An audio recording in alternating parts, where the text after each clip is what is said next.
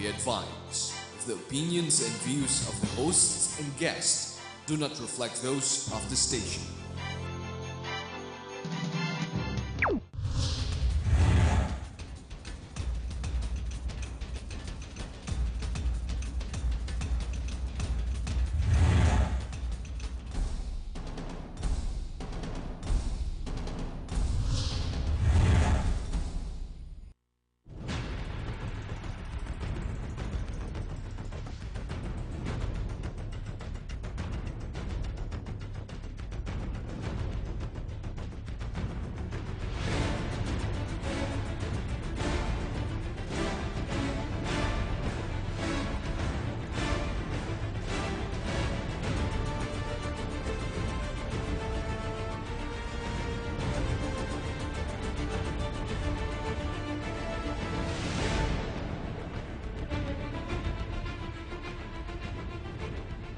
Good evening, Philippines. Maayong gabi sa Tibok, Mindanao, Visayas, ug sa Luzon. Ito po ang Republika. Ako po si Erik Espina. It's been quite a time since our guest, we have invited this personality back to the program. But we did promise quite a time back to have him return, and we're very fortunate that we were able to invite him again. We have called him back from what I might call as Mount Olympus. From where he holds office and he oversees over the current events of the Philippine state. It is good that we are able to invite him to be able to get a more senior view and a perspective where I might say a more patriotic insight into the current events of our republic. Hopefully, after the entire hour, we will get a clearer picture and a more unbiased perspective. We are fortunate to have none other than Secretary, National Security Advisor, Jose Almonte. Good evening, sir. Good evening, Eric, and thank you very much for this privilege. From your point of view, I'm sure you have been carefully watching what has been happening to our society, to government, to our country. The younger generation is a little confused. They want to be able to see a more senior voice. They want to see some semblance of explanation. Where are we going? What is happening? Yeah. Okay, Eric, thank you for the for the difficult question. Yes, yes. I'll try to help and share some views. Yes, yes. All right. First, let me provide a little perspective. Yes, yes. I think all of us, I hope it's clear, no? Yeah, yes. All of us, I think, more or less are familiar of the ADB's study called Asia 2050. Yes, 2050. Yes. In that book, it would appear that the Philippines has been rated rather poorly. In fact, in terms of potential for growth, we are even lower than Vietnam. The background why they arrive at this is one way of how they look at it is in terms of the so-called traps that nations are in, not only us, poverty trap, middle income trap, etc. So let me just explain this a little bit. Yes. You know, every nation reaches a certain level of income. And this income are determined by their resource endowments. Yes, yes. And initial advantages. If the resources are poor, they are in a poverty trap. If the resources are moderate, they are in a middle income trap. If the resources are high, then they have a high income. Yes. Now, the Philippines, just like other poor countries, is in the so-called middle income trap, or perhaps even in a poverty trap. Now, how do you overcome this? All right, of course, nations has to do something to overcome this situation. Generally, As experience, there is the formula for building a nation is not a secret. Yes. It's open to everybody. There's so much literature on it, in fact. Now, the way it is done, of course, they invite capital, foreign investment, yes, yes. etc. They integrate the economy, Yes, they yes. establish infrastructure, etc. But these things have their limits. Yes, yes. They have the limits. Uh-huh. And according to this, to the experts who observe all of this, the real effort that provides promise for a nation to progress is really the human creativity, human knowledge, human skill, Human ingenuity. human ingenuity. So that's why you have Steve Jobs, for instance. You have Yes. Bill Gates. Yes. These are the builders. Now, if you have more people like this, then they're the ones who build the national community. But you see, we are not that ambitious. Anything approaching this creativity will be good enough for helping build a national community. So what does this mean? It means that we really have to develop our people so that they will be able to be creative, to be able to invent, to innovate, etc. Now, this is the problem. Because we have in the Philippines a nation state Okay. where the nation is a work in progress, to say the least. As a matter of fact, it could be argued that the nation does not exist. In the sense that if you ask any Filipino, in those you interviewed in your program, who is a Filipino? No one can really say with confidence who is a Filipino. And this is the most basic element that we have to settle if we have to claim that we are a nation. Who are we? There is a weak link, you mean to say, of this sense of What community. I mean is, we really don't know who we are. If we do not know who we are, and this is the confusion that you were saying initially, that our young people seem to be confused because we don't know who we are. If we do not know who we are, then we will never know what we want to be. That's the confusion. We will never know where we will be in the future. Two quick questions, Mr. Secretary. Okay. You talk about the endowments. We are rich. I'd like to think we are rich in terms of natural resources. Yes. Shouldn't we be at the higher bracket in terms of our natural resources? And yet, it is more of the human endowments, the mishandling of the human side of these natural resources that puts us in the lowest rung of Asia. That is why, if you allow me to complete Yes, my yes, please go ahead. perspective, then we will be able to answer all of that. Yes, yes. Because I am now going into just one half of a, we are supposed to be a nation state. Yes, okay. I'm just telling you that even as a nation, Yes.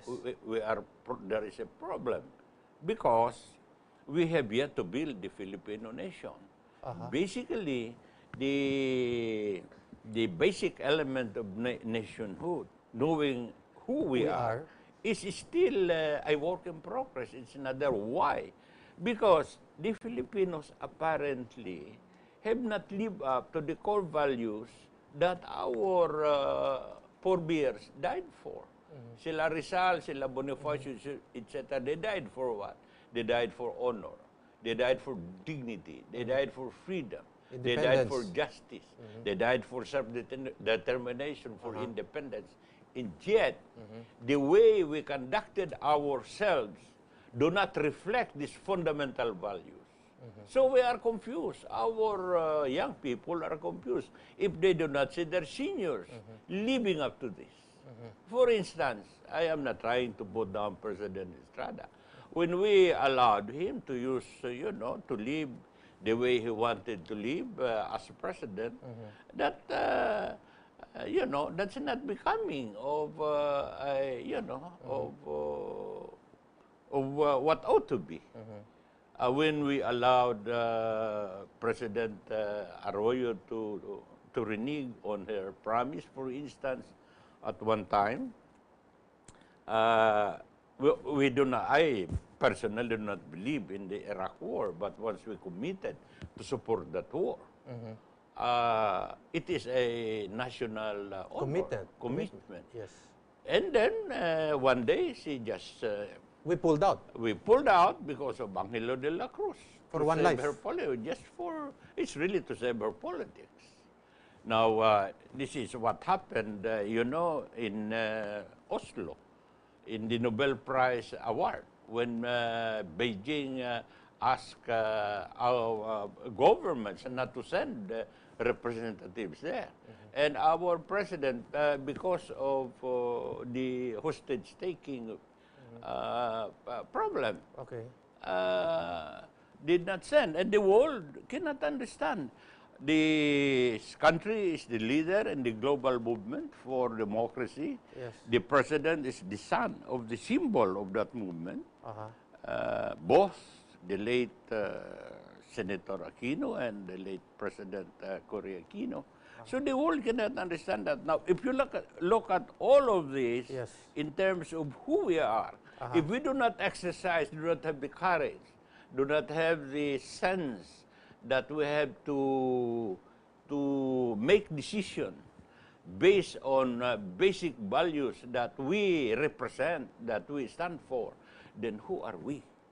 Okay. That is the point. So that is one problem that I would like to offer our young people, to explain why there is some confusion.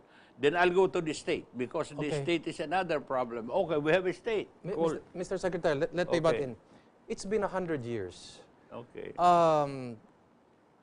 Is this part of the evolutionary growth towards an end state, which means we will be eventually a highly great, civilized nation state?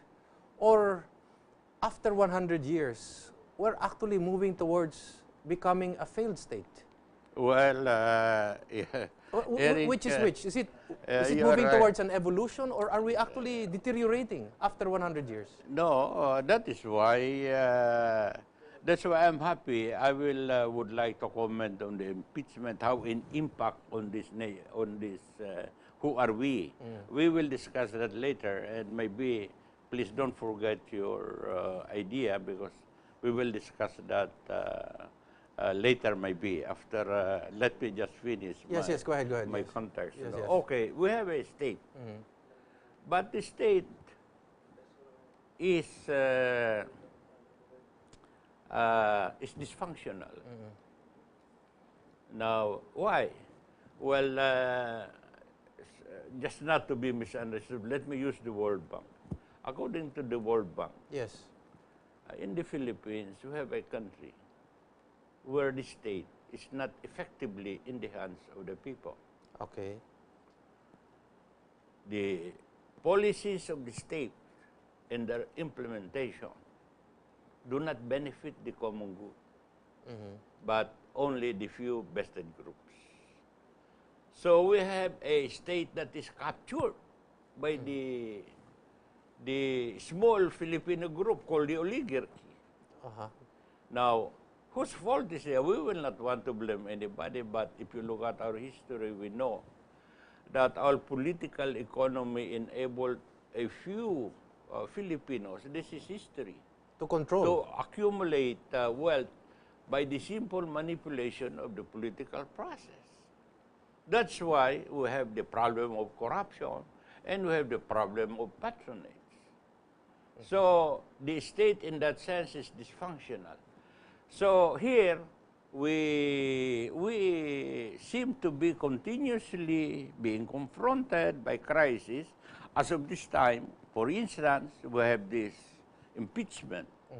Now, personally, as I was saying initially, telling you that for me, the outcome of this process, impeachment process, to me is not very important, or to use their word, relevant. Yes. What is important to you is? What is important to me is the perception of our people in those observing it, that the whole impeachment process is fair and just. That is very important. That those in charge, and the chairman, I think, is doing his best, the president, Senate President Enrile, I think, that the highest standards of justice are exercised to ensure that the honor of the nation, the dignity of everyone are protected.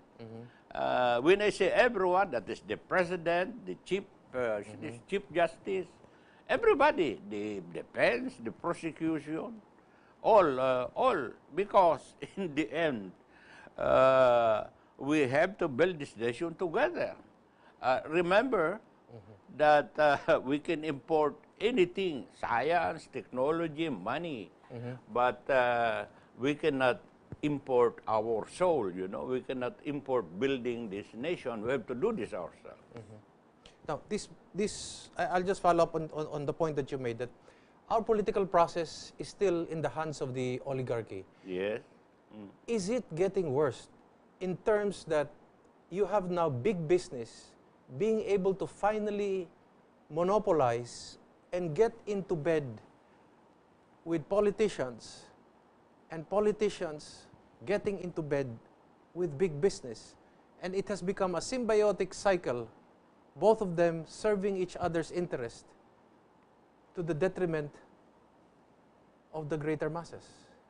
Well, Eric, this is really the problem, that the challenge that... in short, it's an incestuous relationship already. This is a challenge that really is confronting all of us. And let us put it this way. This is not a challenge unique to the Philippines. In the United States, you have the 99 movement, you know. You have the Occupy, this Occupy movement, Occupy the Wall Street, the Main Street group, so forth. And in that 1%, they call themselves 99, apart from the 1% who are supposed to be the group that controls much of the wealth of America. Now, according to some analysts, I'll not mention the name, he's a Nobel Prize winner. If you analyze the 1%, only 0.1 really monopolizes that majority of the wealth. The 0.9 of 1% controls much less. So what you are saying is true, not only here, and it is developing that way, but also in the United States. Now, one thing is clear, that development like this cannot last. It cannot last. In the end, the people will correct it. And this is what we have seen in the Middle East, in North Africa, the so-called Arab Spring, you know. It's because of this. So here, this will happen. The choices is either political reform by elections or a more radical form of political change. The problem is this so-called oligarchy has even moved into, if you will agree with me, media, controlling media in order to shape the thought process and the sentiments of our people, making use of media as throwing breadcrumbs into our people to keep them entertained, and in order to shape them to vote for certain political interest which will support their own business interest. Well, you said it, Eric. I might just add, the tendency is to control everything, all the elements of power, whether it is media, whether it is the political process, whether it is the judicial branch or the enforcement branch. That's why we have a situation in the Philippines where not only the state, not only rather the regulatory agencies are controlled or captured, but the state itself. The state itself. So, what is the formula here? All right, we have seen Korea, South Korea. We have seen Japan, Taiwan, Singapore. These are the ones who have overcome this problem. You know, it doesn't mean they don't have problems. They have problems. It doesn't mean they don't have corruption. There is corruption. Lee Kuan Yew was once asked that he has been congratulated because he succeeded in fighting corruption. He said, no, I have not succeeded fighting corruption. All we did is to shift, meaning before, corruption was a way of life in Singapore. Now it's only a fact of life, you know. So what he's trying to say is it's a acceptance of the reality of human nature. And I think what we are trying to say is really, let us be reasonable people and allow, you know, a condition where everyone will be able to live with, you know, with what is considered as minimum requirements for human existence, for human dignity, for human freedom, etc. You know what worries me, Mr. Secretary, is because very few media outlets allow people like you to be able to make such critical observations, just as you have done, citing what I would call elite media or media controlled by the oligarchy, to cite them for their inability to self-criticize the big business that they themselves own. And they have a big influence every time election time comes. And this worries me because, like for example, this is one of the few TV stations that allows these kinds of views. And the worst part is, you and I are able to talk this way, and yet the greater mass of our people are being carried to look at very inane and doltish, asinine programs which do not in any way allow for the evolution and the maturity of their sense of democracy and create a vigilant people ready to fight for their rights or the maturation of their liberties. All right, Eric, with your permission, Yes. what we are discussing impacts on our external situation relations. Yes. Now, if I may, with your permission, Yes. for instance, we have a big problem in the South China Sea. Yes. And given our situation, you could not blame our people if they, you know, find themselves helpless in the process, because they do not necessarily understand the perspective the way we are discussing here. Yes. But I hope they consider this perspective and gain some confidence on how to handle these difficult things like the South China Sea. If you want, if I may say something about it relative to this. Yes, we're going to pause for a few reminders, Mr. Secretary, and when we come back, we'll pick it up from where we left off when Republica returns.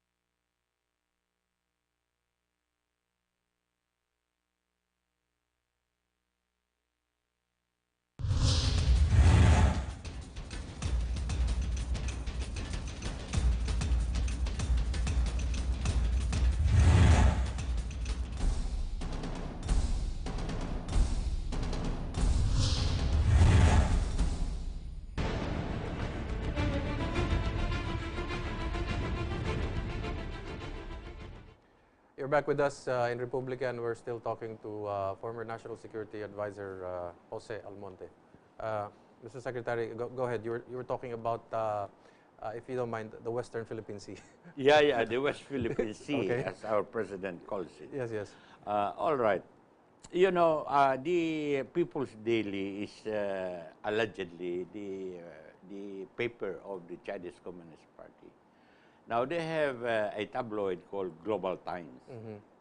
The Global Times, they, of course, write the things that they cannot write in the main paper. And lately, there were some statements or articles made saying, in effect, that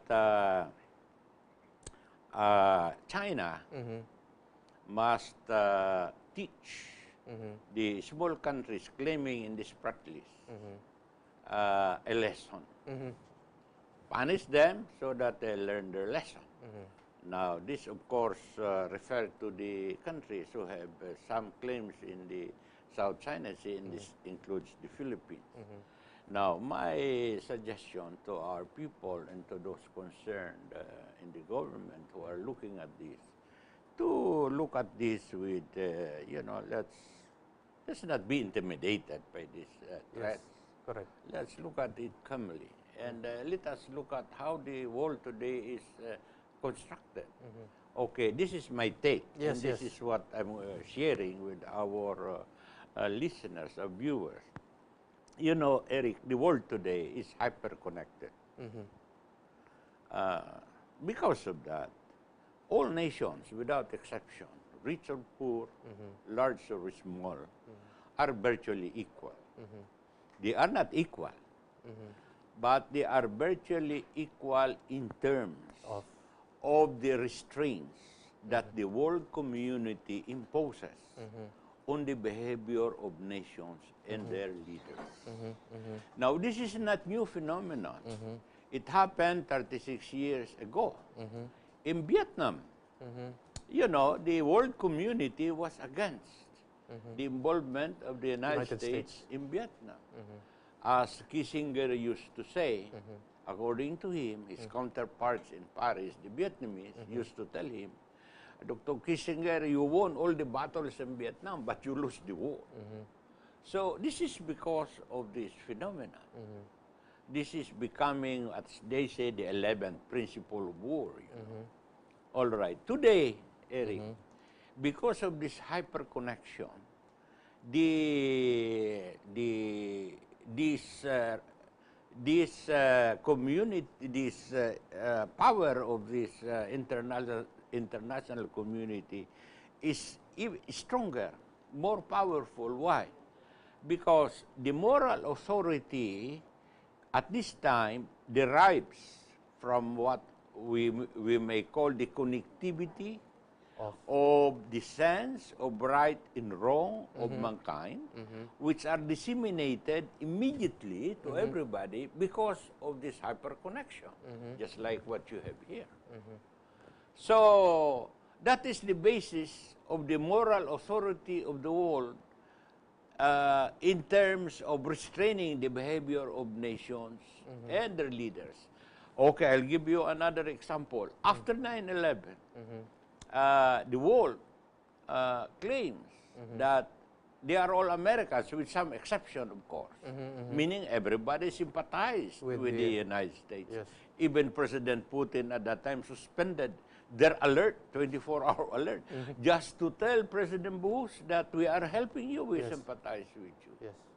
Okay, so you see how the sympathy of the world was. But when President Bush unilaterally entered Iraq, and the world was against it, of their shock and awe strategy, because of this restraint, I am saying, the United States was not able to accomplish their objectives of shock and awe in Iraq. Now, President Obama has pulled out the troops. Yes. And so, what I'm saying is that this international restraint, this world moral authority is very powerful. All right. How do how does this relate to our situation in the South? How can we harness this? How does it relate? Without even trying to harness it, how does it relate? I would say this, that this is the challenge to all of us. And for so long as the Filipinos will do right by themselves, they will earn the respect of the world. Now, what do I say? If the Filipinos will begin to serve their people, begin to serve this nation, begin to be fair to everybody, create opportunities in this country so that everyone are effective wealth creators, etc. Just what you could see in our neighbors, like Singapore, like Korea. They are respected by the world. Why? Because they are building their own nation according to their best lights. They are not taking advantage of each other. They are not killing each other.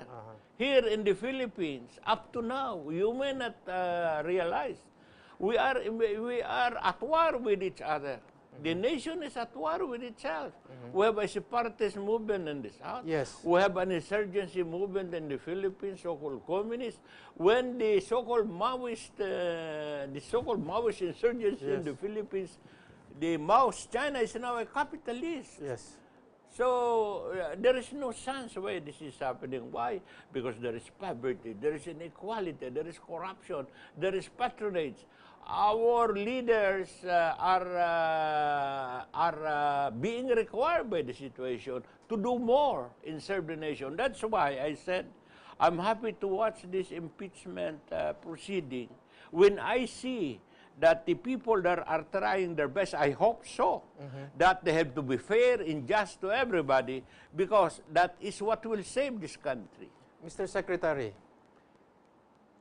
am I wrong to say this, that it is people like you and me, people who have been given the privilege to have had a modicum of education, to appreciate the nature of accountability in government, to look at the debates, to understand the majesty of law, of due process, and yet the greater mass of our people really are somehow left behind and really do not and cannot truly appreciate what is the wisdom of the impeachment process, and somehow have a passing level of concentration, and that somehow in our debates, in our appreciation of the impeachment process, we somehow leave them behind. Well, Eric, we just... And do we have a responsibility to, as the learned sector of our society, to be able to hold them and clutch them and say, this is a very important phase in our history and that you must be part of this? Or, as they say in Tagalog, naiiwanan ba natin sila? Well, that is true. That is the logic, really, of a big mass of people. The vanguards, or the one who lead, are really those who have the talent, who have the preparation, etc. The others are just brought along.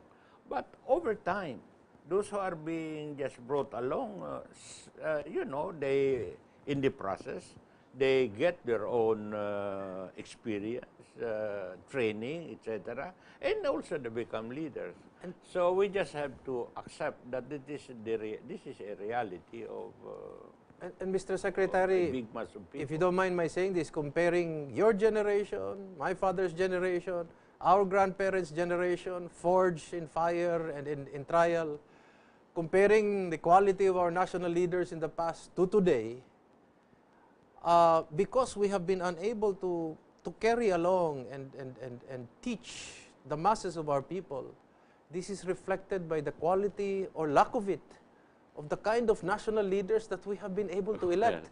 And therefore, we are scraping the barrel of the intellectual level of our future, because the kind of national leaders we have will reflect the kind of future which we are going to have. Well, Eric, this is why I thank you for allowing me to provide a perspective, because your comment now can now be understood in the context of the perspective we discussed earlier. That's why our leaders have to live up to the core values that our forebears died and fought for. because that is what who we are supposed to be. Now, if we do not do that, then we are lost, because we will not know who we are, because we are not trying to live up to who we are. It needs hard work. It needs sacrifice to do that. And we have to sacrifice to deserve respect. If we have the respect of the world because we try to live up to those core values, then who can hurt us? As I used to tell friends, we may not be a superpower militarily or in terms of the economy, etc. But if we do things right, if we do things with justice, to us, to ourselves, to our fellow men, the world will respect us. We will have a moral ascendancy that the world will look up to. Mr. Secretary, do you think we respect ourselves? And in that sense, do we even respect our institutions? That is my point, you see. Do we respect ourselves as Filipinos? You can ask the question. You ask the question. May I answer it in another way? We have to work that we improve our respect to ourselves, to our institutions, to our values. Otherwise, I go to the basic question I said earlier: who are we?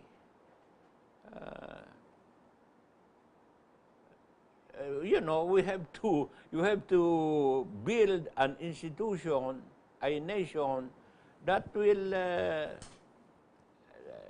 last for all. No, I'll not give a time to say last for eternity. I might be misunderstood, but something that will last. You know. I'm sure, Mr. Secretary, you have met many of the great leaders of the past. You have heard of them, you have read of them, you have shook their hands. And when you look at the present crop of future leaders and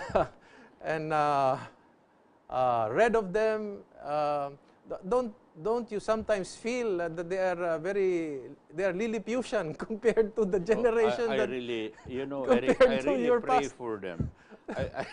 I really pray. I really pray because look, you know, look.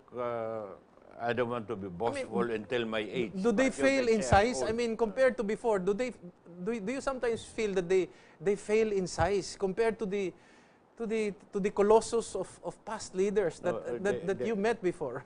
They really have to work hard, and that's why I said this impeachment proceeding is an exercise. I want to see how they will, you know. I want to see how they will exercise their sense of eternity, their sense of justice, their sense of compassion, their understanding of human nature, etc. I want to see that. Do you feel that this impeachment case is too much energy being focused on this trial? Could the government focus its energies and subdivide it on other more important and relevant issues? To tell you frankly, Eric, these things, from my point of view, this is another view. Yes. This is unnecessary. Yes. If yes. only we are doing our job, you know. This is unnecessary. But it is already there. You know, to say that this government gives the impression that its primary task is to put, say, the previous president in jail, etc. Maybe they have a reason, and maybe they deserve it. But you cannot build a nation by just putting somebody in jail. Yeah. You have to do something. Yes. You have to do what we discussed earlier. Yeah. You cannot just depend on foreign investment or PPP, etc. You have to develop the human resource. Of course, they are starting with the poverty alleviation, CCT, cash transfer. The cash transfer. The conditional cash transfer, yes. These are all good. Scholarship, etc. These are all good. But we really have to have a vision, a focus that we should tell the nation that, look, there is a limit to all of this. We will do this, we will do this, but there is a limit. This is our future is here. We develop our human resource because we have to develop the creative capacity of our people. But you see, Eric, even if you develop the creative capacity of our people, if there are no opportunities because they are being constricted by people who are preventing competition because they are trying to, as you said, to remonopolize, etc., then the government has to prevent that, etc. So you have to create opportunities, you have to create people so that their minds are trained, they are healthy, so that their skills in their mind converges with opportunities, and then you can see that wealth is being created. Now, there are obstructions to this, like, as you said, a remonopolization of certain activities. Again, the government has to look at that, because maybe business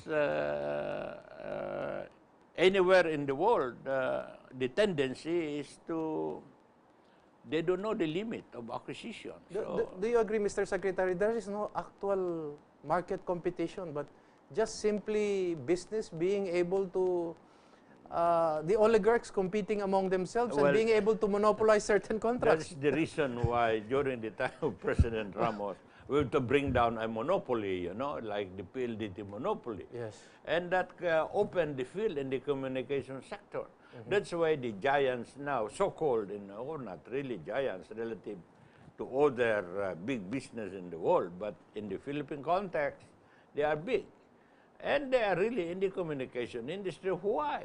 Because President Ramos opened the sector for competition. But they are the ones who compete among themselves because they are the ones who have the initial resources, initial capacity.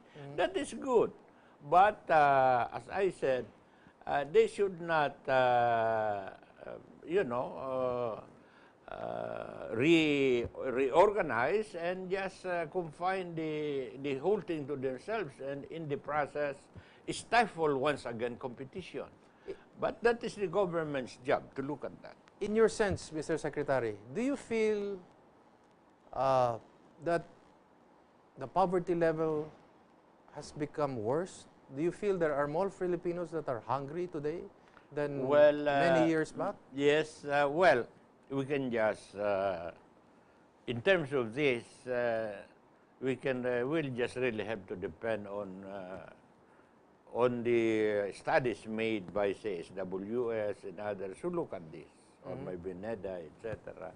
Well, apparently, the report that I read, it fluctuates. Sometimes those who feel they are hungry or they have only eat once a day, etc. Sometimes in one period they are more in number, another period they are lesser in number. It fluctuates. But the fact is the level of poverty in the Philippines relative to our neighbors is quite high. Quite high. And we cannot tolerate that. In your travels, in your discussions with other people, do you feel that these surveys are reliable, or do you think these surveys are somehow have questionable ownerships related to the palace as well? I have experience with them. I don't want to advertise, but my experience is they are professionals. They are professional. Now, there was a story way a few months back that the government somehow donated some certain amount of money to some rebel group to put up a strategic leadership organization. Your thoughts on that? If you were the national security advisor, would you commend that and say, please go ahead and we will do that? Well, I don't know the specifics why they made such a decision. But these are all moving events, and we really don't know why they did it. But we can only hope that the decision was defined by really what they believe is the best interest of the country. You know, when you are a leader trying to achieve something, you need to stabilize the environment in order to be able to accomplish something. Because in an environment that is rather unstable, the children cannot go to school, businessmen cannot work, farmers cannot work. So sometimes you have to do something to stabilize it temporarily. Okay. And these things happen. Sometimes you have to do certain things that may not be very, you know, acceptable. But the higher objective is to allow people to work, to go to school, etc. Hopefully, that over time, these measures, which may not be acceptable, may no longer be necessary. Would that include also a private trip to Japan and to to meet with rebel leaders? I mean, if you were a national security advisor and somebody would say the president will go on a quick trip to Japan and he would meet with this. I've been very careful on that, Eric. Your own off the cuff idea? What do you think of it? Yeah, you know, because you know, we have to defend our sovereignty. We should not be misunderstood. And especially the president, their actions are always given certain meanings. And there is a need to be careful because it may impact on certain principles or values. You know, sovereignty is a very sensitive issue, and therefore this is the primary, in fact, concern of a head of state,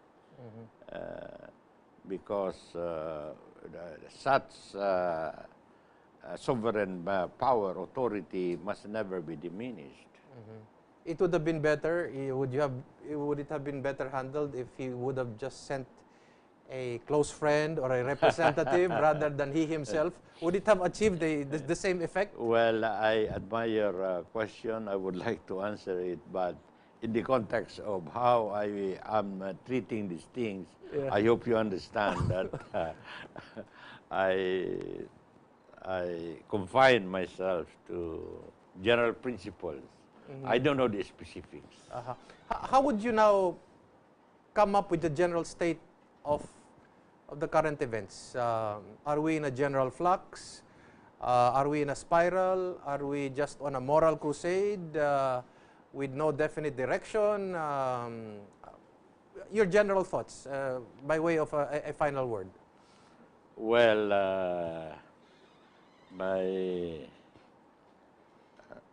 to me, let us understand that only us can build this nation, nobody else. As I said in the beginning, we can import many things, even talents or money or technology or whatever. But we cannot import the requirement to ourselves in terms of building our own national community, our own nation. We have to do that ourselves. And we can only do that if we work together, if we learn to respect each other. That is the only way we can fight. Let us fight. But let us ensure that we fight for a higher goal. We do not fight because we are fighting for our own share in the wealth of the nation, you know. We should fight because we would like to promote everybody, not just ourselves. Now, I hope this is my message to everybody, which I would like to see reflected in the impeachment trial that we are having now. Okay. Well, that is the final word for tonight. Thank you very much. Marami po salamat, sir. Secretary Almonte. We will be looking forward to some future event to be able to invite you again. you will be our reference point, the so-called North Star. Hopefully, we need some, as the saying goes, senior moments to be able to get a perspective, to get a handle of what is happening to our country. Thank you very much, Secretary Almonte. Thank you. Thank you very much. Thank you. At ito po si Erik Espina, palagi pong nagsasabi sa inyo, magmasid, makialam, higit sa lahat po ay manindigan. Sapagkat wala pong magmamahal sa Pilipino kung hindi ang Pilipino. Daghang salamat, maayong gabi kaninyong tanan.